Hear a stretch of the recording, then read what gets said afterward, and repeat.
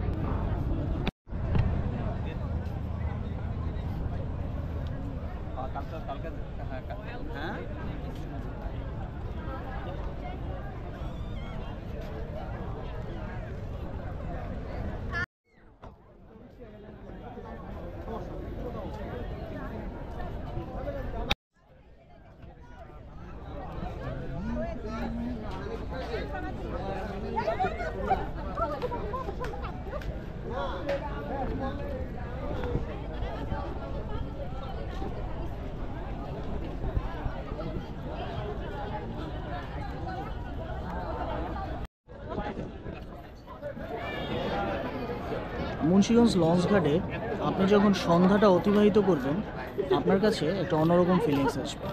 এখানে অনেক ধরনের মানুষ অনেকভাবে এখানে এনজয় করতেছে।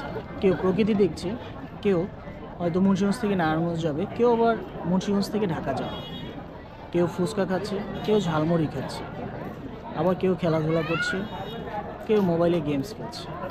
এভাবেই সন্ধ্যাটা কাটে মুন্সিগঞ্জ লঞ্চ ঘাটে। আপনিও একদিন ঢু মেরে আসতে পারেন এই লঞ্চ ঘাটে। আমি নিশ্চিত করে বলতে পারি আপনার সময়টা অবশ্যই অবশ্যই ভালো থাকবে।